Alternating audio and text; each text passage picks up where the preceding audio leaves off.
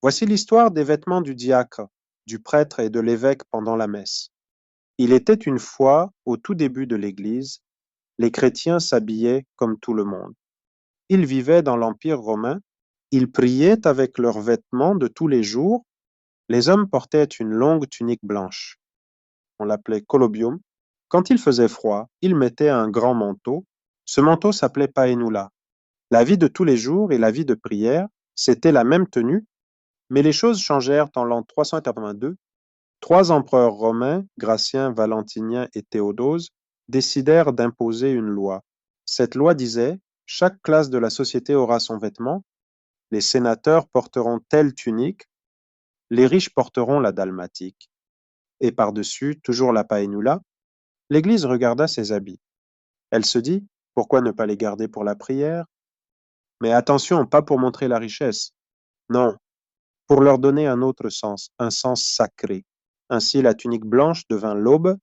Aube, ça veut dire blanc. Blanc comme la lumière, blanc comme le baptême. Quand le prêtre met l'aube, c'est comme s'il disait: Seigneur, je veux un cœur pur pour célébrer.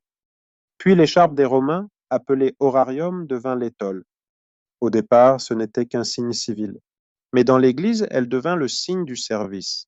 Le diacre la porte en travers, le prêtre autour du cou. Elle dit: celui qui la porte sert le Christ. Et le grand manteau, la paénula, devint la chasuble. On l'appelait aussi casula, c'est-à-dire petite maison. Pourquoi? Parce qu'on pouvait presque se cacher dedans. Dans l'Église, elle est devenue le vêtement de la charité.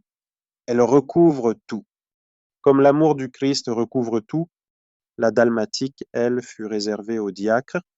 L'évêque, dès les premiers siècles, porta les mêmes habits que le prêtre, mais l'Église ajouta deux signes: la mitre, héritée des coiffes d'autorité, devenue symbole de l'Esprit Saint, et la crosse, héritée du bâton du berger, signe de sa mission de guider son diocèse.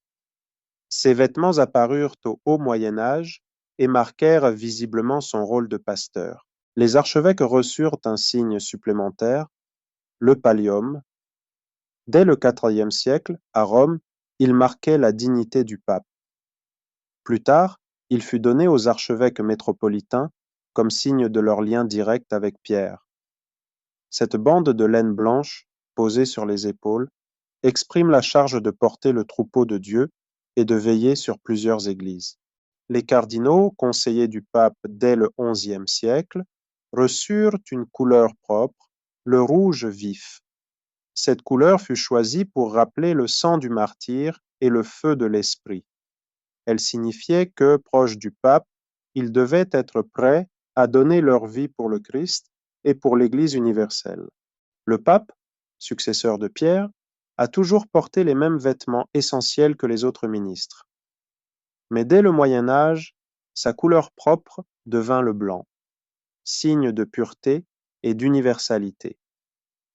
Il porta parfois des habits particuliers: la tiare, couronne à 3 étages, aujourd'hui abandonnée, ou des chapes solennelles.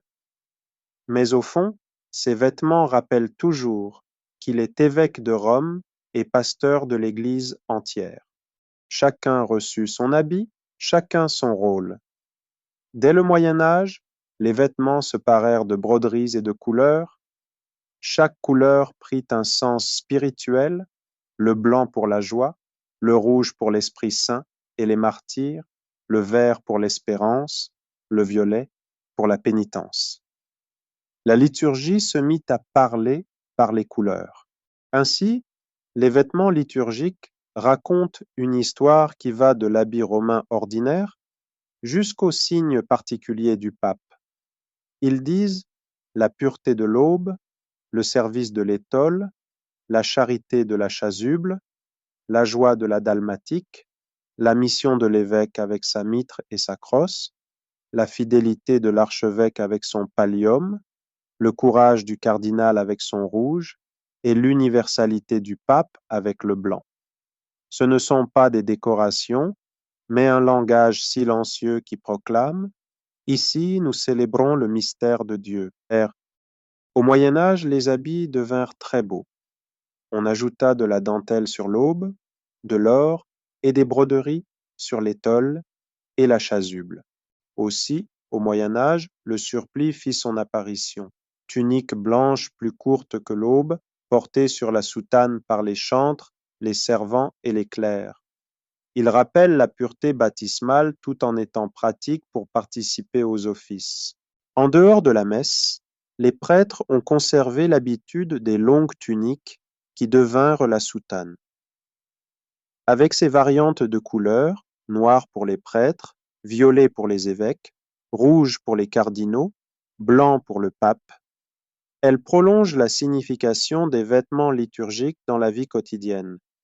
Au XIXe siècle, apparut le col romain. Ce petit rectangle blanc au cou rappelle que le prêtre est appelé à porter la lumière de l'Évangile au milieu du monde. Au XXe siècle, le clergyman, chemise sombre avec col romain intégré, devint une adaptation moderne et pratique. Mais qu'il s'agisse de la soutane, du surplis, du col ou du clergyman, tout prolonge le sens des vêtements liturgiques. L'aube dit la pureté, l'étole le service, la chasuble la charité, la dalmatique la joie du service, la mitre et la crosse la mission pastorale, tout l'habillement du clergé, à l'autel comme dans la vie de chaque jour, rappelle que le ministre est consacré à Dieu et envoyé pour son peuple. Et vous, quel vêtement vous parle le plus et pourquoi? Partagez en commentaire